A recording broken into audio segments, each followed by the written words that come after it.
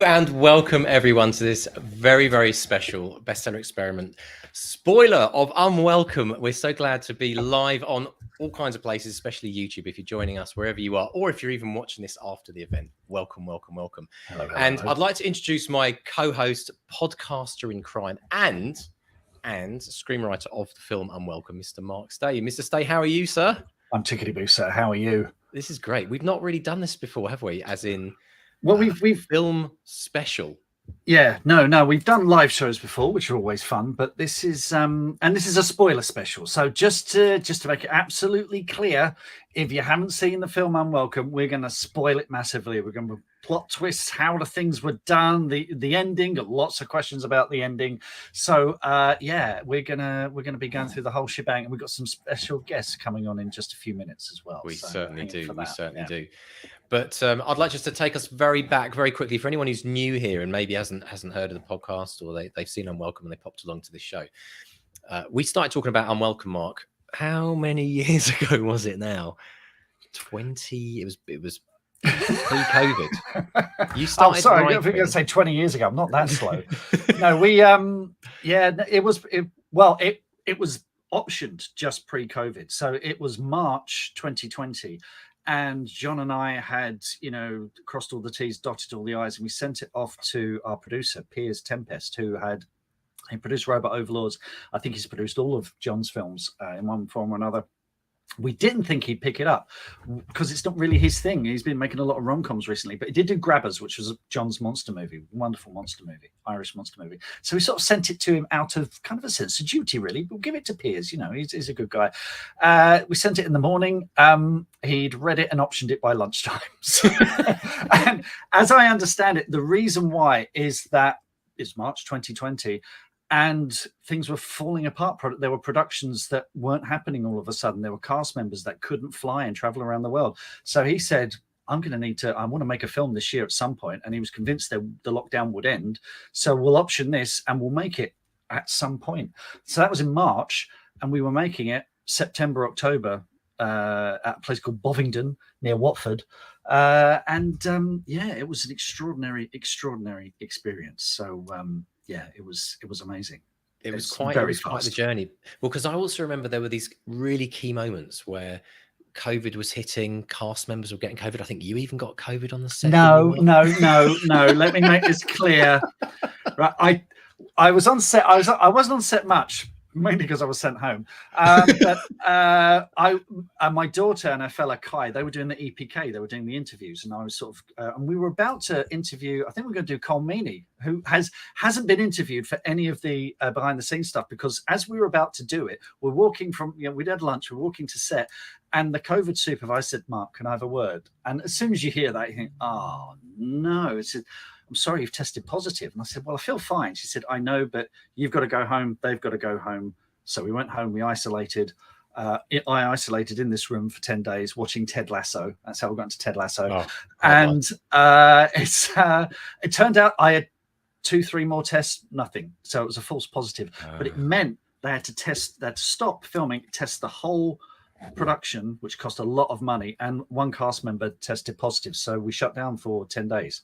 Or was it 2 weeks? But it very nearly shut us down completely, because we're up against the clock. We got cast members who have to leave and make other things. So it was, And there were a ton of movies around the time that were getting canned, cancelled, part in production, and so this was kind of like a miracle that this film actually happened. Absolutely, and it was all new to us. No one had ever done this before. Everyone was trying to figure out how to do it.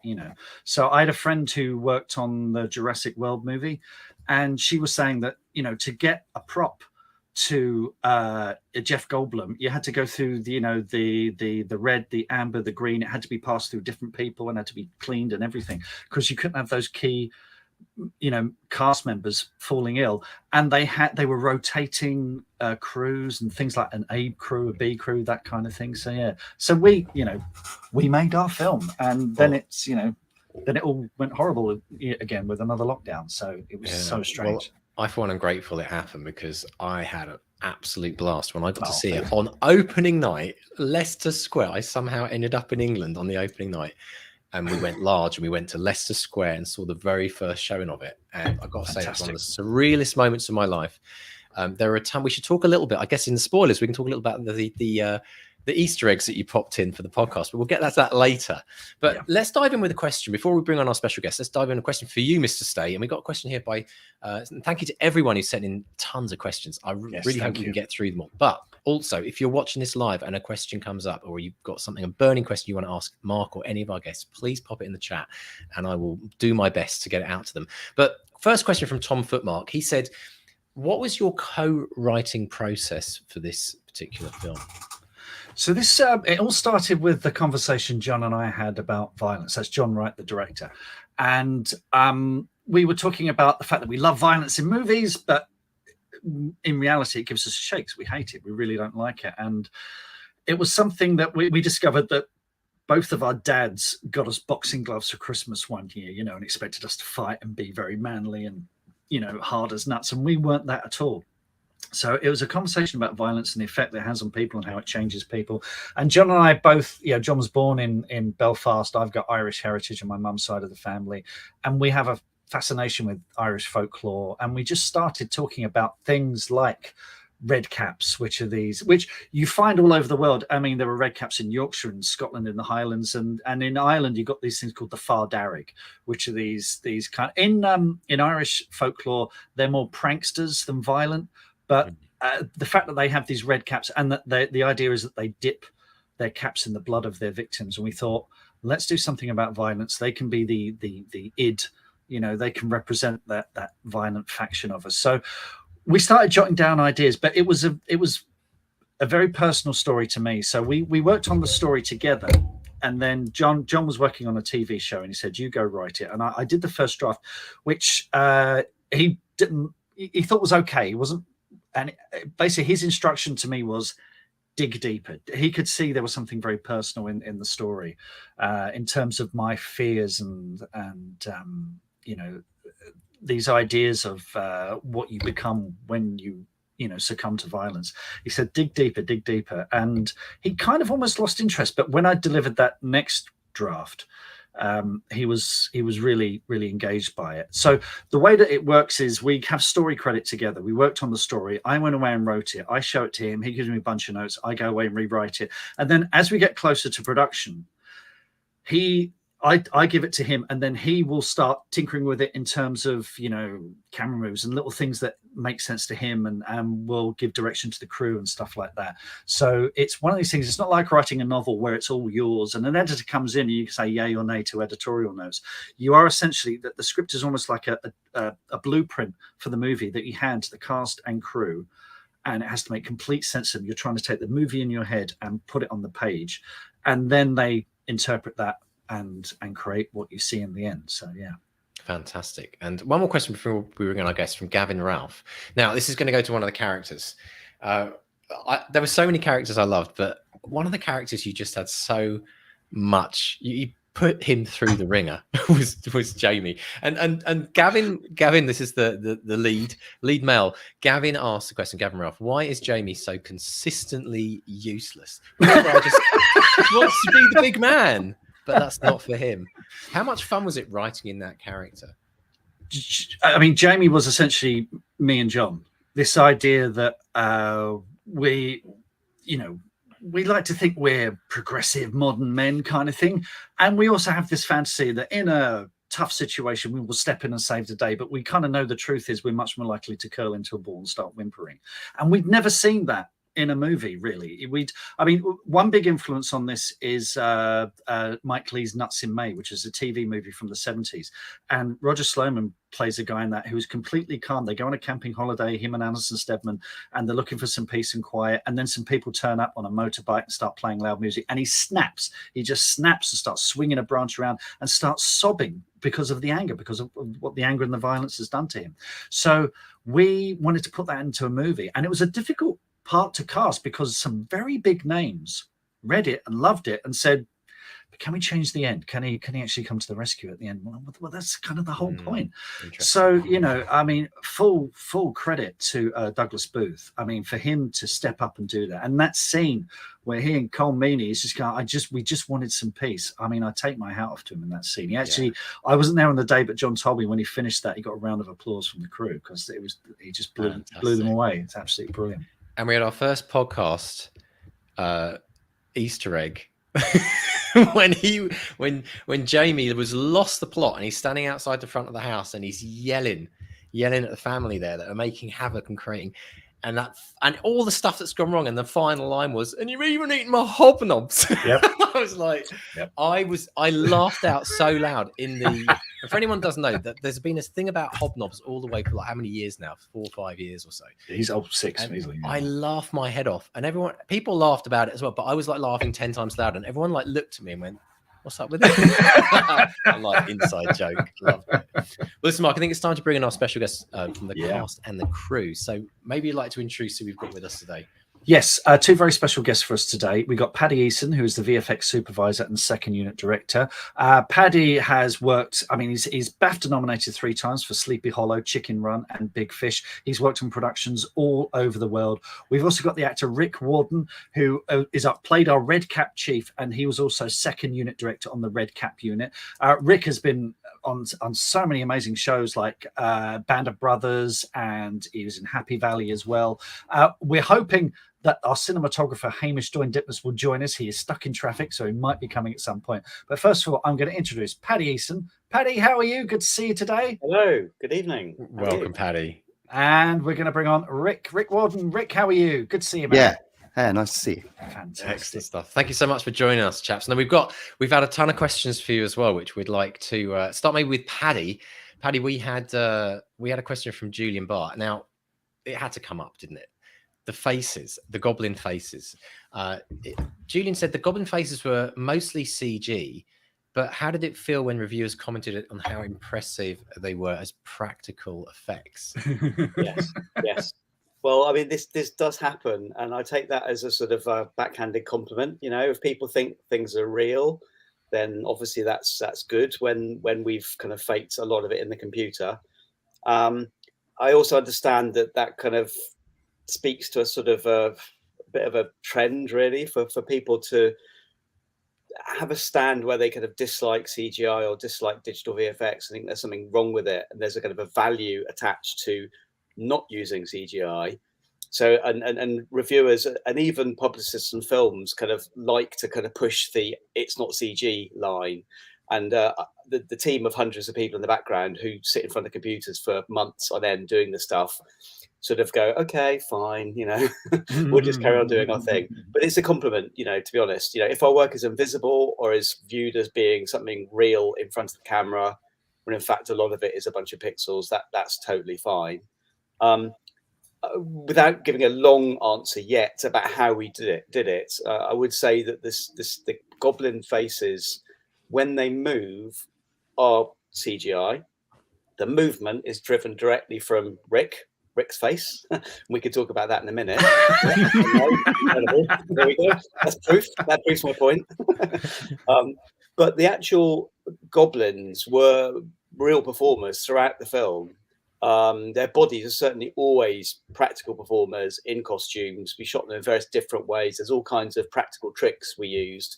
And the heads are physical, prosthetic, kind of giant sort of rubber heads, basically, that the stunt performers had to wear that look pretty good. So they were made by Sean Harrison's studio, sculpted based on designs by Paul Catling, that John Wright has worked with a lot, and his kind of world-famous concept illustrator. So Paul Catling did the beautiful drawings of various different species of redcaps, you know, long noses, pointy ears, whatever. And we, you know, narrowed it down to a kind of cast of I don't know how many it was in the end, 6 or 7. They were then sculpted up as practical foam heads by Sean Harrison's guys. And the performers could wear those. And if there's any shots where we just see them from behind or from the side or in the background running around, and there's no need for movement on the faces, then the chances are those are what you see is what you get. They're the physical performers wearing rubber heads. But where they're seen emoting and talking, and there's not that many shots, you know, I mean, a few score of shots, then yes, it's a CGI kind of recreation of the rubber heads, driven by Rick's facial movements. Brilliant. I love the fact that you had different characters. It would have been so easy, wouldn't it, just to do carbon copies of these monsters or little creatures. And so, Rick, I want to ask you about what was it like being involved in that process, working with Paddy, and because you had a kind of a couple of different roles within the actual film as well, didn't you? Yeah, I mean, how long have you got? As long as you want. Yeah, it was extraordinary. I felt like I lived with Paddy for a good couple of weeks, actually. It was a couple of weeks, yeah. And poor Paddy had to put up with me, more to the point. Yeah, it was. I came on board because I read the script and said to John's a very old friend of mine, an old school friend. How are you doing this? And he said, it's so stunt heavy that we're just having 6 stuntmen. And I said, you need an actor in there. I think I was trying to get a job. It was lockdown, wasn't it? But I liked the script, and I meant what I said. I said, I think you need an actor in there. And then he sort of came back a couple of weeks later and said, what I really need is for you to help Paddy out on second unit and essentially co-direct second unit. But I can't get away with giving you that job because you've never done it. And you don't know what you're doing. I do know what I'm doing with actors, though. And so I was put in the midst as an actor to be Chief Redcap, really, the little bearded Redcap. But it was kind of, we can be honest now, I can't remember because the film's out. It was a ruse on John's part to get me in a different capacity. So in pre-production, I did quite a lot of work with there were 6 stuntmen, and there was also Paul Warren, who's he's a creature actor as well. He's been in various movies, and there were 8 of us in the end, led by Nick Chopping, the extraordinary Nick Chopping, who's the stunt coordinator. And it was a bit of they didn't know why we were there, why me and Paul were there, the 6 stuntmen, men and women. The main prerequisite for all the stunts, by the way, was that we were all small. I mean, short, not Redcap short, not like 3 feet tall short, but we're all diminutive. And so we were in this situation where I then used Paul Warren to do, because I didn't really understand the physics of it. Paddy's referred to it a little bit. But I needed at least a couple of weeks in pre-production to work out the physics of how we were going to do things, because there were big sets involved. How much bigger, Paddy, were the sets? We went exactly half. So Redcaps are half the size of so in the film, say one of your guys was 5 foot tall. In the film, he seems to be 2.5 foot tall. Right. So I did all these tests with Paul Warren with the major scenes, using him really as the main actor to kind of teach myself about sight lines and where we would be looking for somebody twice the size of us as an adult. So those tests, and then we did a test of our own Paddy, didn't we, in pre-production, where I was dancing. Didn't we? I mean, I did some kind of little private tests in my porter cabin. We all the departments had these separate little porter cabins stacked up. It's the only time on a film where I've had my own office as a VFX department. It was just me in it for weeks on end and nobody else. But it gave me the room to do some little tests involving little marionettes and things, where I proved myself kind of principles of how you shoot things that are half the size or double size and things like that. And then we went on and I kind of explained that to John and people and the producer, like, this is how I propose we do it. And there's always a bit of skepticism. People are like, is that going to work? Really? Can it really be that simple? So we went into a little stage somewhere with just one of the PAs, I think. And we just did a test where she pretended to be talking to a Redcap. And then you did your part of it, where you did your performance. And we shot it in 2 passes, one for the Redcap, one for her, with the kind of principles involved in how we're going to shoot it, the kind of camera tricks. And then I married them up together as a rough test. And it kind of works. It looks about right. So that was the first test, and then we did a later one where we incorporated that time principle, where you did the superstition dance, which was very unusual because I then had to dance at half speed. Oh, well, Superstition. I mean, guys, How is your dancing? There's a Rick? certain level of detail where in I the rocked. testing where I don't know where we want to go into it, but just briefly, if I can kind of explain it without people falling off their chairs with boredom. If you're shooting things either that are supposed to either extra big or extra small, not only do you have to move, but basically, if you want things to look half the size, you move the camera twice as far away. It's as simple as that. Whenever I try and talk to people, they're like, various people kind of say it's much more complicated about that, but it really isn't.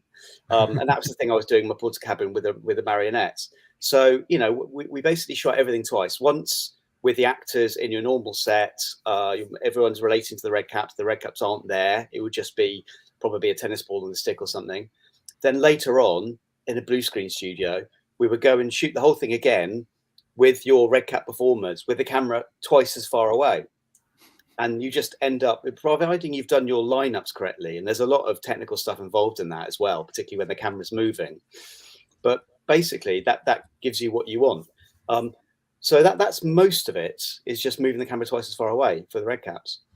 But when you're shooting stuff that's supposed to be extra big or extra small, there's a time component as well.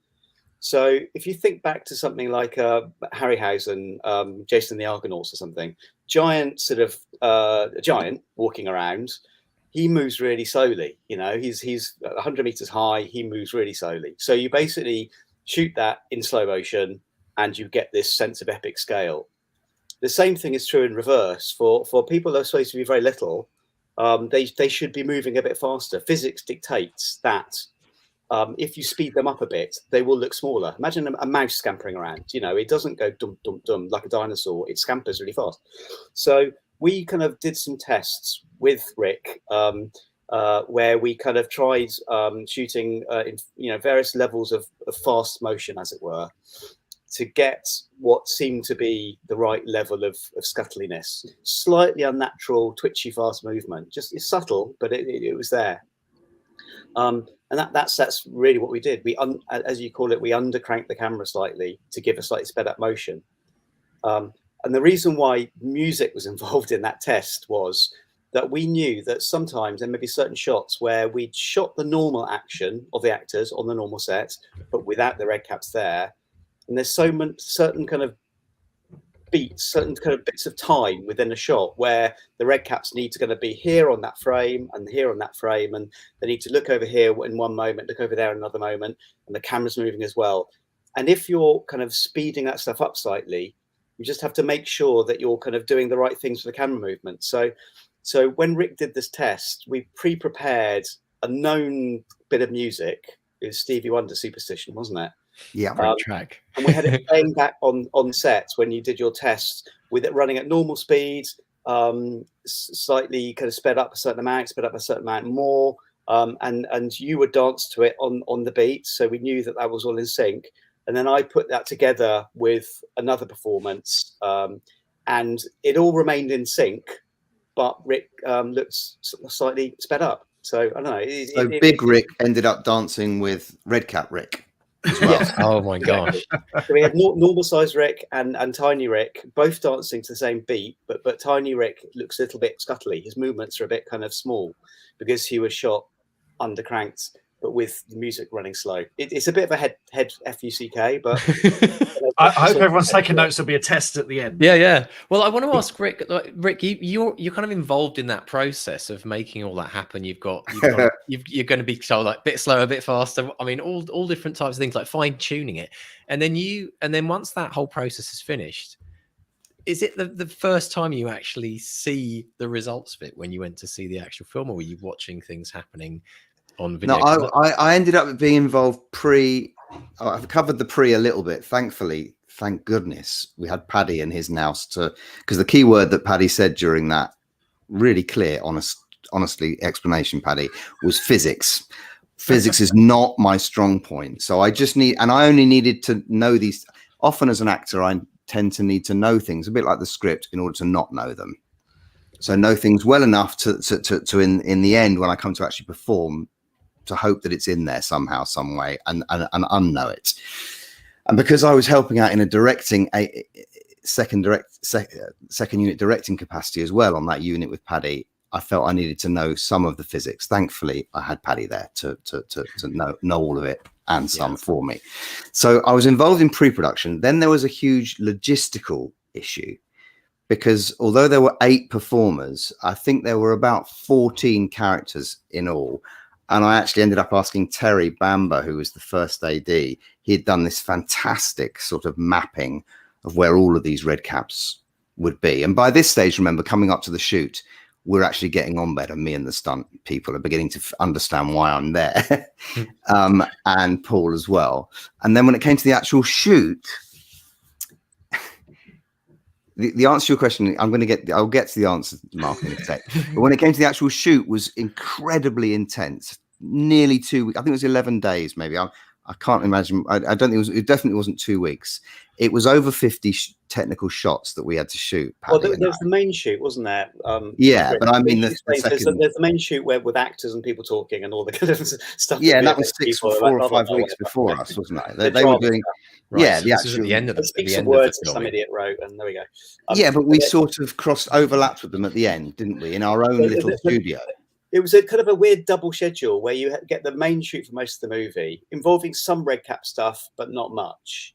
And then quite a few shots where there's an empty space where the Redcap stuff is supposed to be.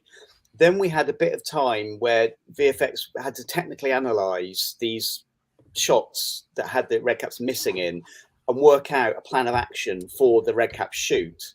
Then we had, as you say, an incredibly condensed kind of 10-day second unit shoot, where we just went through shot by shot by shot all the Redcap stuff, doing like 5 or 10 setups a day, and it was extremely technical. And I kind of worried about the motion control camera and the blue screens and all the technical stuff, and making sure people are stood in the right place and looking in the right place, and kind of checking that when we put it on the main unit photography, it didn't look ridiculous. So I was looking after the technical stuff, and you were looking after all the performance stuff and what people are actually doing.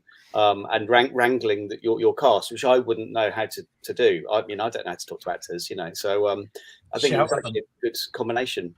Well, it was a good combo, and it quickly became apparent to me that I couldn't really perform in it in the same way. I did perform as the chief a little bit, but just logistically, there was too many shots for me to be in that head and be able to communicate properly. So John got his wish and some, in a weird way, because I ended up within a couple of days. This strange thing happened to me. I don't direct, and I don't direct for a reason. It's because I don't sleep when I direct. I just do not sleep. And John and I talked about this. After 2 days, he said, "Yeah, are you not sleeping?" And I said, "Not at all." What was going on? What was going on, Rick? Were you just the shots for the next day? Just really working through everything in your head. I mean, Paddy's done these things before, but it was very new to me and very, very tiring, and wiring as well. I was completely wired because it just seemed we couldn't do it. It seemed insurmountable to me. But Paddy was pretty, was easily the calmer of the pair of us. Well, I don't know about that. No. I mean, it seemed impossible to me as well. Certainly, at some point. It just seemed so many shots to do, and some were complicated, Paddy, weren't they? With the robotic camera, with the motion control. Yeah. Where you've got to get a certain amount done by the morning and a certain amount done in the afternoon, and you've got to get it done well enough in all aspects that when we get into post-production and we put it all together, I'm not scratching my head thinking, how the hell, this isn't going to work, So, and it's true of any kind of directing, really. There's a responsibility, isn't there, to kind of get enough in the can that the edit will work. I suppose the additional challenge for VFX is there's always this notion that you can kind of fix anything. So that if we did end up with a bunch of stuff that was kind of not ideal, it would financially cost my company to actually find some, novel way of fixing it. We didn't have to do that. Actually, it went together like a dream. It worked out really, really well. But that was just because we had just about enough time to shoot it, and we had enough time to prep it. And I think actually the main thing I'd like to say about that really is that it's to the credit of people like John Wright, the director, Janine, one of the line producer, and Piers, the producer. Everyone kind of believed in what we were doing and sort of allowed for visual effects to have enough time to think about it, to test it, accepted our kind of slightly odd methodology, and let us do it. Gave just about enough time and resources to do it. And it's quite unusual, you know, to have that conversation on films. People often will say, "You VFX guys, you don't really know what you're doing. Here's a different way that we think you should be doing it," and you kind of just have to roll your sleeves up and get on with it. But on this kind of level of quite well funded but independent filmmaking, there were few enough producers that they were approachable enough that we're able to convince them that this slightly mad sort of combination of techniques would work. I mean, there was a miraculous feeling I felt about the film happening at all and getting in the can at all. It was kind of miraculous that we were within the restrictions we were in, within COVID, with the time constraints, with the shot lists. Right? It was a miracle, absolutely, really, that we were getting it. Shall we bring on another one of our miracle workers, because we've got another special guest with us who's just arrived, and this is none other than our cinematographer, Hamish Doyne Ditmas. His credits include Kenneth Branagh's Murder on the Orient Express, Wonder Woman 1984, Enola Holmes 2, and the forthcoming epic Napoleon, directed by none other than Ridley Scott. Hamish, great to see you, man. How are you today, sir? I'm very good. Lovely to see you all. Thanks for having me. Welcome, Hamish. Welcome. Working with some wonderful people here. I mean, I've just been listening for the last few minutes, and I have to say, it was an incredible experience. It's funny you were talking about being in COVID, because I've had an interesting career. I mean, I've been in the camera department for sort of 25 years, and I've worked my up from being a clapper loader to a focus puller to a camera operator. Then I started doing second units and then bigger second units, but I never quite got to the point of doing a main unit film. I'd had a couple of opportunities, but it never quite happened.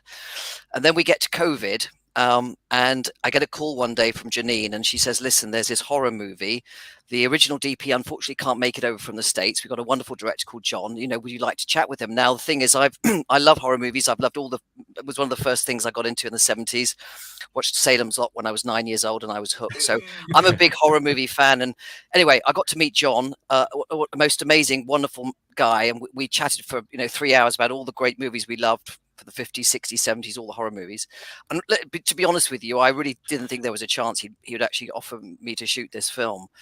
But what was really fascinating, sort of more often than that, was that if you can imagine, during COVID, nobody was shooting. Absolutely nobody was shooting. And to be honest with you, John could have probably had the pick of anybody in the world to shoot the film. But for my, amazing luck, he chose me, and it was an amazing experience. And I think, I was thinking about it today. I think we are looking at probably a long-term cult classic, this film, for lots of good reasons. I mean, there's a certain practicality.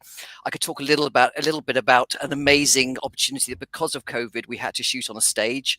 So I could make it look like a 1950s noir horror movie that never gets to be made like this, with a completely sort of Ridley Scott legend type fake, but kind of beautiful setting. And there's lots of things. So yeah, I mean, overall, what an amazing experience. So very happy to, thanks for having me to come on and talk about it. Brilliant. Well, Hamish, we have a question actually from a listener called Gavin Ralph, specifically about the cinematography. And I've got to say, I saw the movie opening night in a cinema in Leicester Square, and it took my breath away. The shot, and Gavin references it. He said, "I love the transition scene following the little yellow car along rural Irish roads." He said, "Where were those scenery shots taken, and how were they taken?"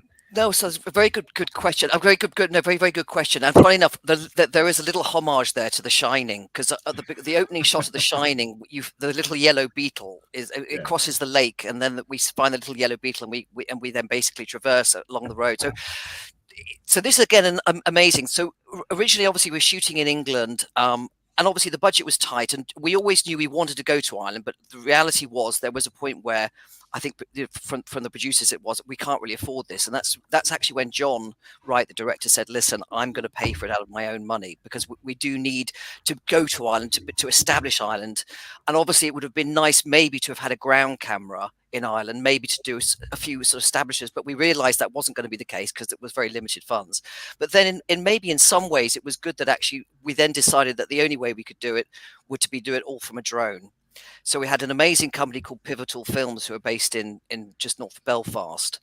And we arrived, and there's a forest called Tullymore National Forest, which, do you remember the shot? And again, Paddy did an amazing job here. There's a shot which basically, when the car first arrives at the house, and we see the car arrive from the top, and then the camera keeps going up and up and up, and then we see this forest, and it keeps going up and up and up and up, and we see the clouds. Amazing, great work from Paddy. But that forest was Tullymore National Forest Park, which had all of that beautiful woodland.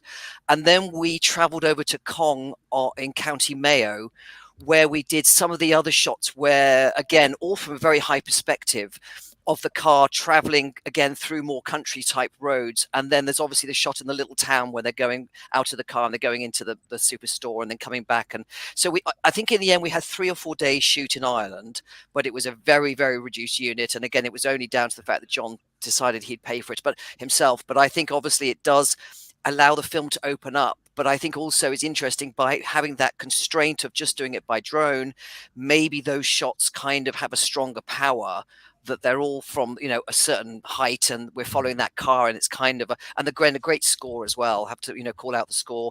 It kind of, and it was sort of, a really, really fun.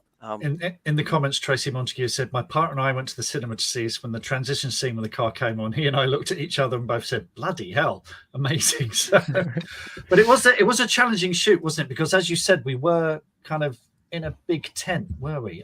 It's one, I mean, we only had 31 days to shoot the film. And again, I think what Paddy said earlier, and also Rick and everybody, I think it was one of those films where we all kind of knew the time we had, what kind of needed to be done. And obviously John's been a great leader. We'd sort of, we'd had enough time to talk about it, the style. I mean, obviously when John and I came on, when I came on to start working with John, we loved those films from the 70s, those kind of slow burn horror movies. And, we both love a very wide frame. We shot it on an anamorphic. And there's the serious stage that we built for this, full of with the house and the garden and all the trees in the back. But we shot it anamorphic with old 70s, late 70s primo anamorphics, and most of the film was actually shot on like a 35 or a 50 mil, and most of it was on a kind of a wide frame because we quite like the fact that, as an audience member, I think it's really important. Isn't it really nice, especially when you've got an ensemble cast, that in a wide, your eye can then decide what part of the frame it wants to look at, who it wants to look at, rather than sort of be forced into sort of close-ups where, that's what you're looking at. So, we talked a lot about that. And then also from a lighting perspective, as I said, I love, films like The Company of Wolves or Legend or The Night of the Hunter, this slightly sort of, and because it maybe was a bit of a fairy tale when we go to Ireland, I thought, wouldn't it be fun to really kind of light it up like a bit of a, slightly overlit, but in a beautiful way. And there's quite a lot of flares, and, when she has the baby, and, we had a lot of fun with it. But I think, there we go. Yeah. I mean, I think it harks back to a sort of slightly older classic, maybe 50s, and hopefully I think it's going to be quite a timeless film. And again, a great lead performance by Hannah. I think everybody we were so lucky. We had probably some of the best people we could have asked for. And I know I'm so excited today because the other week I found Mark posted that it's coming on Blu-ray, and I'm so excited that it's actually getting a physical release, because I know how important long-termly that is for this sort of film. And I do think, it's done so well in America, and I've been talking to a few friends who sort of run, and I think, it's gonna live on, this film. So proud, really. So proud of everybody's work. Yeah, you all completely knocked it out of the park. Now, one thing, Paddy, you mentioned, and in talking about CGI mapping, but I'm sure there was a lot of blue screen things that happen, and this always fascinates me. It's a non-technical, like, as the audience member of this group, we miss so much of the work that goes into make things happen, and yet at a subconscious level, we're picking it all up. Now, tell us a little bit about how you use blue screen. We just saw a picture there of the set. How did you work that in VFX? Well, all the blue screen stuff was actually shot elsewhere. So on that stage, which we looked at in the stills, which was basically in the middle of an airfield north of London, a place called Bovingdon. Yeah. And it's I think a former airfield. Now it's used for various things, including car boot fairs and testing of race cars. So quite close to our stage, there were people driving round and round in race cars, which was kind of slightly problematic. And I think they were testing some of the cars for the new Batman film or something, I think, while we were shooting. And we had this kind of stage, which I believe was the kind of structure that you can rent from companies that provide stages for festivals. So, you know, somewhere like Glastonbury, you've got 15 different stages, and some of them will be in these kind of pop-up hangars. So that's what we shot in. Just about big enough to build the set of a house in it, but only just. And that, as Hamish says, forced on us this kind of sort of studio vibe. So there's a house in there. The whole house was surrounded by translucent screens, which I believe was a process that Hamish had used previously on Orient Express. I think. Yeah, Dan Lowe, my gaffer, he'd come up with this. It's like an 18% grey screen that's slightly translucent, so we could put sky panels behind it and kind of light through the screen. So if it's day or night, we can kind of light for day or night. You don't get the full amount of light, and obviously, you know, it was up to Paddy to be able to then enhance it to make it into sky and to actually put details back there. But I think, if I'm right, Paddy, isn't it? I mean, obviously, it's great for me because I can use some of that light. Whereas if it was a blue screen, I would only just be able to light the blue screen, and I'd still have to then force more light into the set.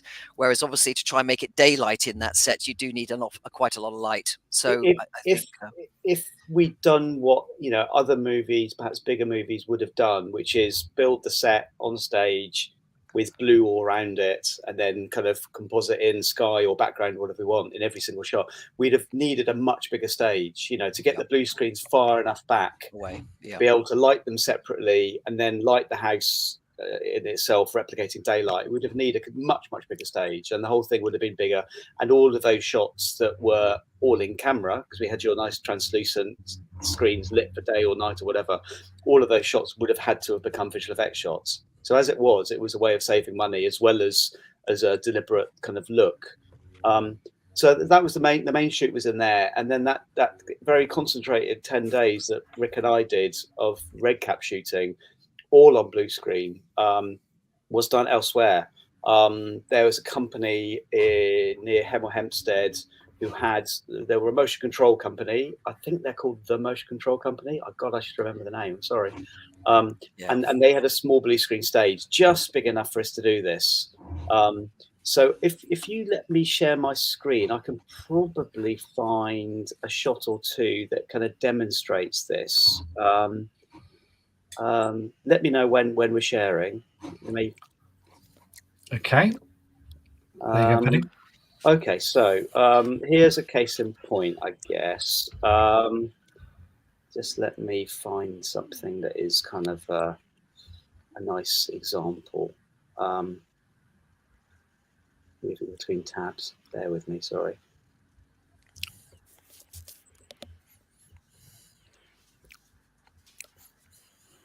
So, okay, so we have a shot. Are we ready for some gore?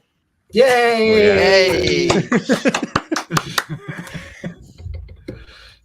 So this may not come through super clearly, but here we have our lovely actress being disemboweled. So this is the final shot. It'll loop back round again. So what we can see, the ingredients are: actress giving a fabulous performance. She's supposed to be lying on her back on the lawn of the house, pinned to the ground by Redcaps, and there's a bunch sat on her arms and on her legs, and she's getting angry, saying, "Get off me, get off me!" And then the bread knife comes in, and oh my god, slices are open, and we have a nice spurt of blood, and the Redcaps run away, kind of chortling.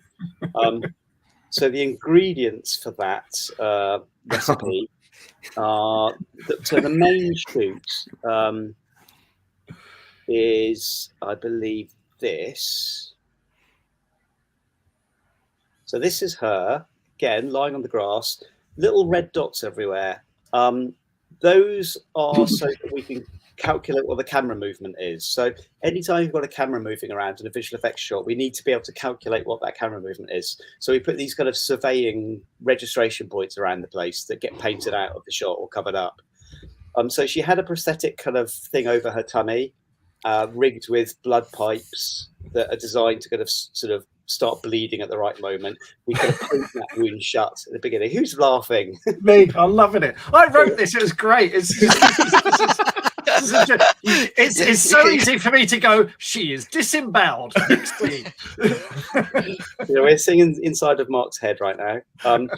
So the prosthetic worked really well. I think we had a few takes on this, and this is our favourite because slightly unexpectedly, and it's one of those happy accidents you get with kind of real stuff on set. You never quite know what you're going to get, and it did this kind of fabulous spurt. That's not really designed. It just kind of like, it's like, and it happened in a big. That would have been quite hard to do with CG. Yeah. So that's great. And she reacts to it really well. She, to her credit, obviously, the blood on the hands, all the rest of it. So that's the main shoot. Then we go away. We kind of work out what the camera movement is. We work out where the red cap should be sitting, all the rest of it. That's my little job, is to work out who's sitting on her, which characters are, etc. Yes. Pick the stunt people, because this isn't a stunt, you see, for the red caps there. This is all acting for the red caps, and neither of those are actors. So carry on, Paddy, because I'm fascinated. Yeah. So we work out where her wrists are, basically. All this is done with kind of little plans and maps and measurements and so on. And then you work out the plan, but then when we're on our little blue screen stage and we're looking at the live feed of the blue screen actors, we can overlay it with the shot of the actress and just make sure it is going to line up well enough. And we can say, oh, can you move that blue sausage that he's grabbing on at the beginning of the shot, 3 foot further away? And we're just going to do a left a bit, right a bit kind of stuff. But basically we're shooting the red caps on blue here. It's not a perfect blue screen, but it's good enough. And it really helped that a lot of this stuff was at night. So the kind of blue screen stuff could be less than perfect. And there were a few other tricks we could use to kind of make sure that would work. But basically, here's our little performers. And you can see there, Paddy, that the masks you mentioned, the heads, that they're static, that they're not animated at this stage. They're just... No. And they themselves have got their little registration marks. Can you see those little kind of yellow dots? Those are pins stuck into the rubber masks just to help us, again, get an extra good kind of calculation of the movement of the faces. Do you know what it looks like to me, Paddy? It looks like the red caps are broken into a yoga studio. I'm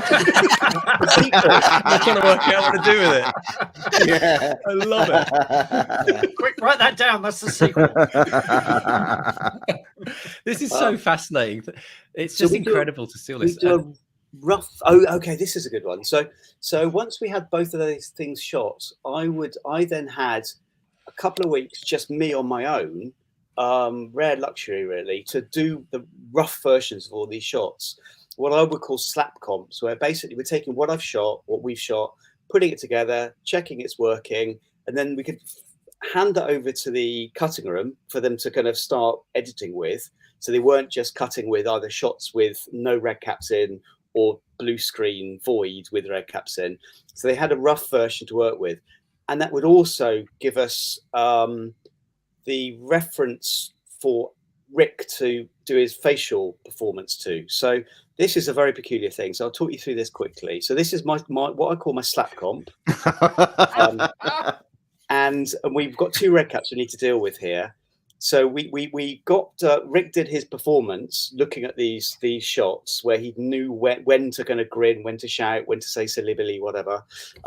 And then we would video, as well as recording the audio for the voices of the red caps, we would also video the motion of his face, which are those little thumbnail images there. And they would then be used to drive the movement of the faces of the red caps.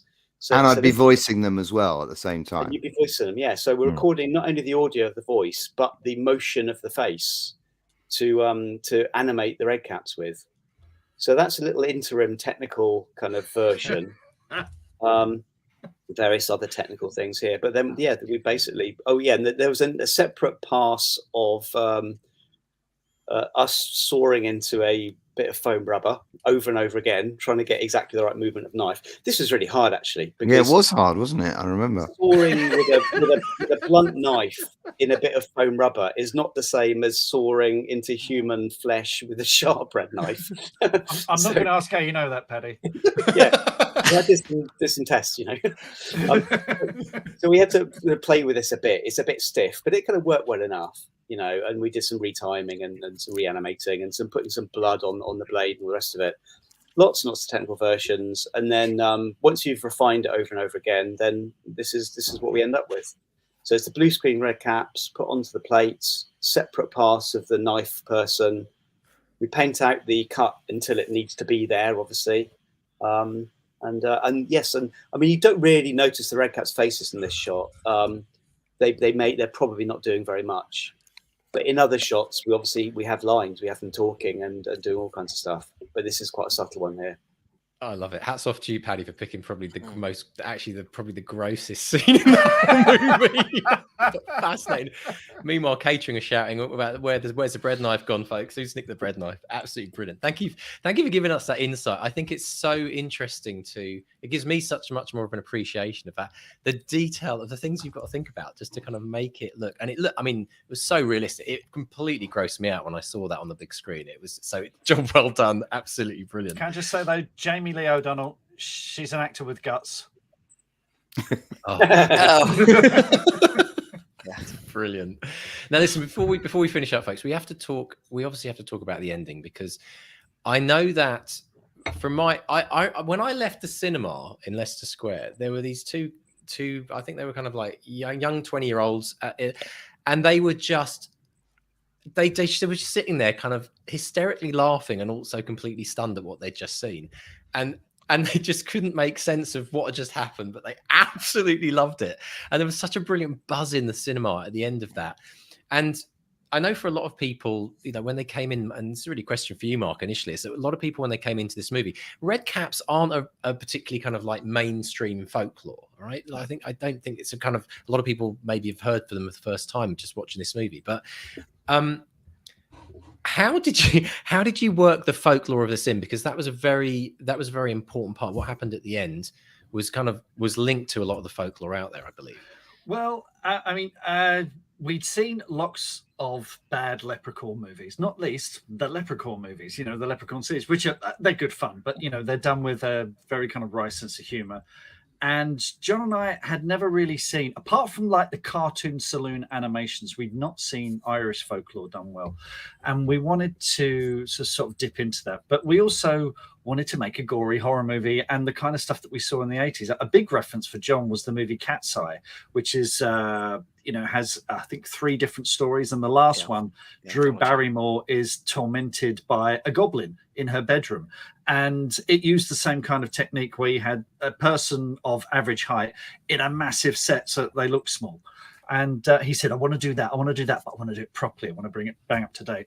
So, you know, it was a combination of things, of wanting to do something that had heft to it, and instinctively the brain would know they were real people, although a lot of people do think they're all CGI, and something that sort of harked back to because, you know, we were told ghost stories and stories about the Fae folk and the others and the leprechauns and all that kind of stuff by Irish families. So we wanted to tell that kind of story.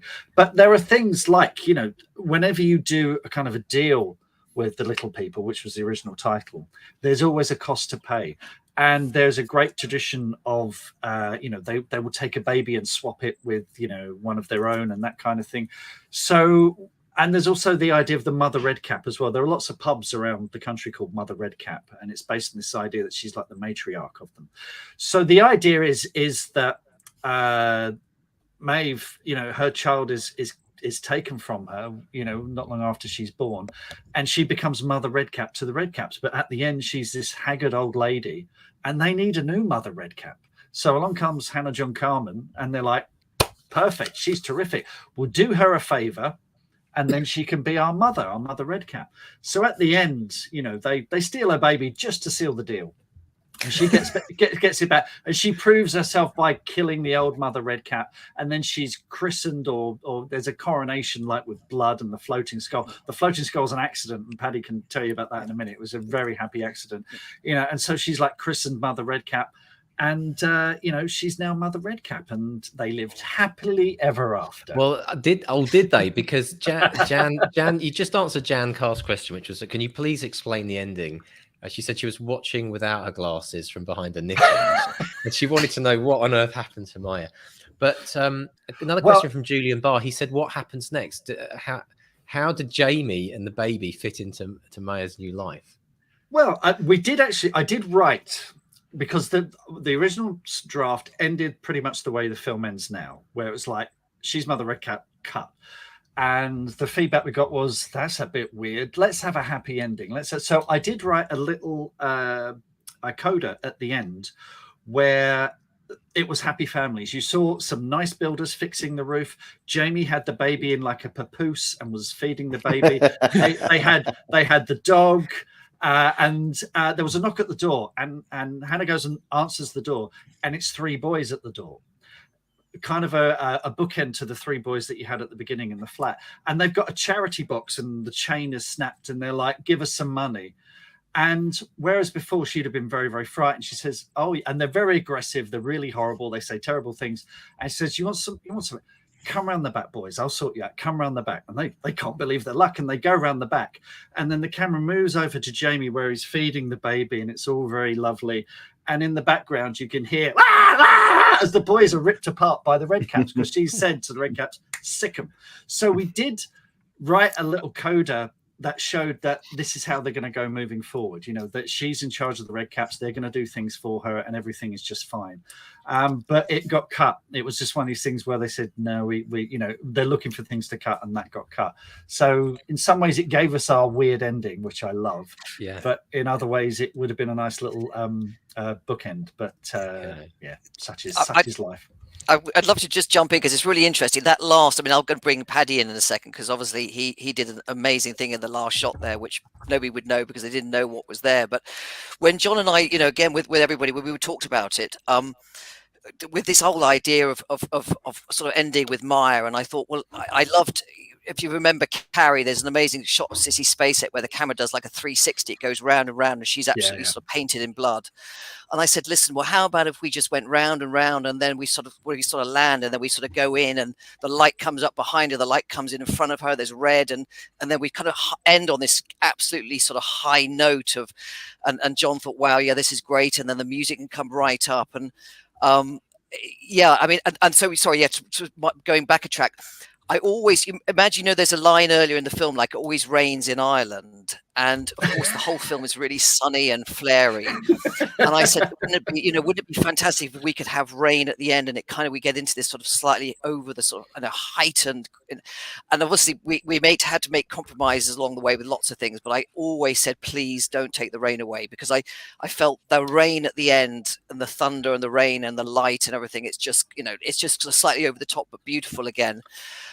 Anyway, that last shot, again, because we didn't have a lot of time, the only way that I could have this big light come onto Maya, just as we're about to push in, the light comes on in front of her, and then it comes up behind her, and then there's a red light to the side. We kind of get this full exaltation of sort of slightly devil-like Rosemary's Baby. But unfortunately, as we're going round and round, I'm seeing my lights as I'm going round and round. And for poor Paddy, he had 3 huge lights with rain in front that later on he had to remove. And I don't know how he did it, because it couldn't have been easy. But I love the ending. And I know it's slightly ambiguous, but I always love films that sort of slightly end on that slightly sort of high note, and we don't quite know what's next. But maybe there's a Close Encounters special edition. We can find out. If there's a bit more money, we'll go back and revisit it. But anyway, I'll let Paddy maybe come in, but he did a wonderful job. Little screenwriting tip as well. If you ever want to piss off your cast and crew, just type the words exterior night rain, torrential rain, because it usually means they will have to go out at night, and it's rain. There'll be a rain machine. It'll be freezing. They'll all hate you. But weirdly, because we were shooting in the Thunderdome, we had complete control of the environment. So, yes, Paddy, do you have a clip for us? I do. Yeah. If you go to me, you can probably are we on the shot now? There we go. Yeah. So this is what was filmed. I mean, it's not as bad as Hamish says, you know, in the sense that You don't think? No, I speed. well, Okay. I mean, on the day I was a bit like, oh my god, but you know, these things you have to roll with, and Yeah. the process of painting things out nowadays is very good. You know, it's a lot easier now than it might have been 10 years ago. So this is actually the final shot, I think. So if I go back to the what was filmed, we will see that there's a big long circling But yeah, shot, there's a light and there, isn't there? Yeah, yeah. you see There's a light there, yeah. that big thing on the left. That's a light that's not on yet. It's going to go on when the camera comes round, you know. And I think there's another light down at the bottom there on the left. Yes. Oh yeah. Yeah. And there's Another one there. big one there. Nice, Hamish.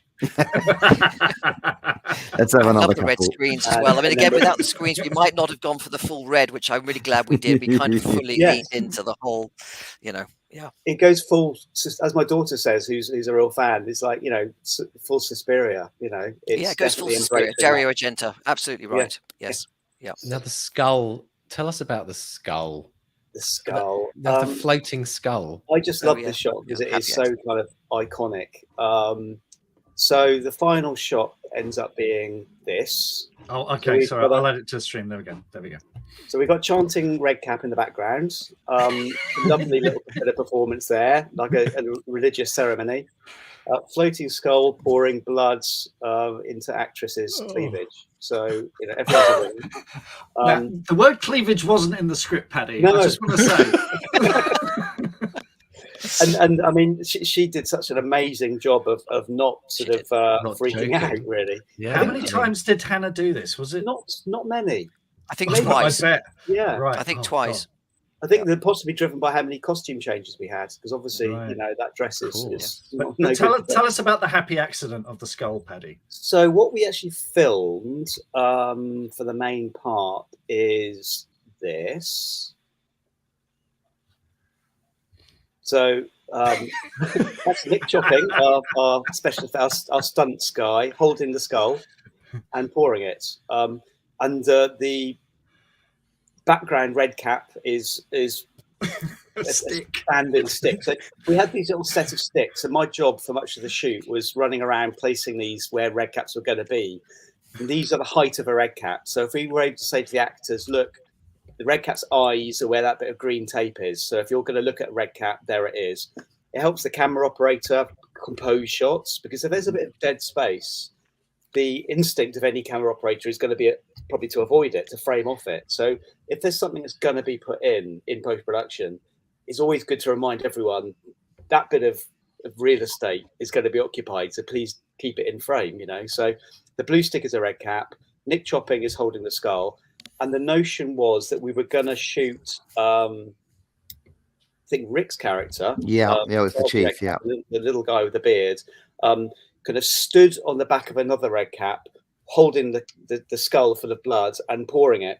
But there was a bit of a mess up. I think probably the only kind of mistake that we made that was kind of potentially bad was that we didn't really get a usable take of the red cap holding the skull. We shot some, but for technical reasons, I think partly to do with the kind of camera movement here, we didn't get anything really very good for that.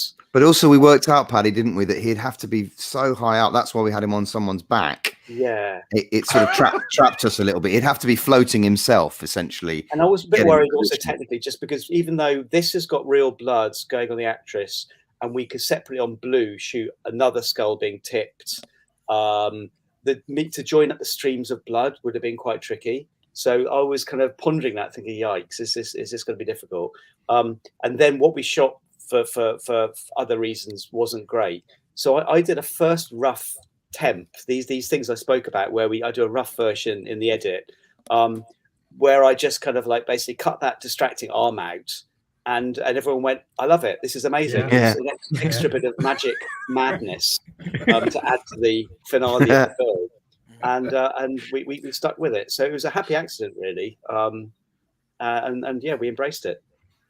Because we obviously had a giant skull as well. We had a skull that I poured that was Well, it wasn't twice as big, Paddy. What's the physics? I 4 think times the it's- size. It's twice as big, but 4 times the weight because of the 4 weight. times the weight. With me trying Yeah. to build with gloves. The things you guys have to go through, honestly. I've got the little background red cap, so that shows you what we shot for him. Position where the blue stick That was is. her, actually. Oh, her. Yes. Yes. Nice bit That of was chanting. Christina, I think. But I don't have the material of the. Because I think we abandoned the pouring Yeah. sculpting quite early on. So, yeah. I love it. Mhm. It's absolutely fascinating. Absolutely brilliant. Well, folks, before we finish up, Well, sorry, go on. I was going to say before we finish up, there's one more thing that we want to ask, which everyone leaving the theatre was referencing one line in the film. And it's kind of become a bit of a catchphrase. And there we have it on Mark's t-shirt. Silly Billy. Yeah, Silly yeah. Billy. Now, No Rick, hitty, silly Billy. tell us about that. Was that ad-libbed? Was that something that just you in the moment? Mark and I seem to be in disagreement about this because John asked me, and I'm not just trying to pass it on to Mark and praise him for it, but the truth is that's what I thought happened, Mark. They speak in a childish way because they've learned all their language from Maeve's character, right? Who was a child, was kidnapped as a toddler. Who was kidnapped as a toddler. So that's why they speak childishly, right? So we threw tons of toddlerish stuff at it. But I remember clearly, Mark, you producing a sort of Bible because I haven't yet answered your question. Sorry, other Mark, about in pre-production, I helped organize my brain and organize the Redcaps. In the actual shoot on the second unit, I organized all the stunts for when they happened alongside Paddy and helped out with performance during that, plus playing the chief Redcap. But then in post, I did what we're describing here, which is did all the faces for all of them and all the voices, different voices for all of them, and all of the language for all of them. And that was when this decision was made about Silly Billy. It wasn't made during the set. And I thought that I said to you, give me options. And I'm sure you produced script pages. I did. But what happened, because Rick, basically in the script, they have different names. So like the one with the big nose is called Mr. Sniff because he sniffs her belly and goes, "Oh, mama, weka baby." So, they all had different characteristics. And then, Paul and Sean, and they all helped create these characters. And then what Rick did, and I'm sure he did this pre-production, is you did little bios for all of them. You sent me a sheet of paper for each of them. And then John said to me, can you do sides? Can you do little bits of dialogue and interaction that Rick can work with? And I did look them up, and I did send you scripts, but Silly Billy wasn't an actual line. So I think you did improvise. No Hitty was definitely in there. No Hitty was definitely there. Well, then I'm going to treat it as a happy accident of its own then. Yeah. But it was very chaotic. Those 2 days with the cameras strapped to my face are something of a blur. Sleep deprived. 14 different You're in Irish fellas. Room surrounded by black velvet drapes with a kind of a bearded technician making you do things over and over again. Soaking wet with sweat and screaming my head off. And dancing and singing. I just want to bring on one guest because as you know, I was in the pub scene overacting terribly, and one of the guests in the pub scene is with us today. One of the extras, a guy called Richie Cave, who got me this shirt. So I just want to thank Richie publicly for this, and Richie's in the trailer as well when we all do the stop and stares thing. You're behind us too, aren't you, Richie? So Richie, how are you today? He's just staring. He's scaring. Slauncher. So thanks very much. I just wanted to bring you on and say thank you for that. Nice camera, by the way. And thank you so much for the show. It was a lovely, lovely thought, and I shall wear it always. So yeah. Well, any memories of the shoot? Anything in particular that stands out for you? I didn't realise you was the writer, and I thought he was one of the extras. I told you off.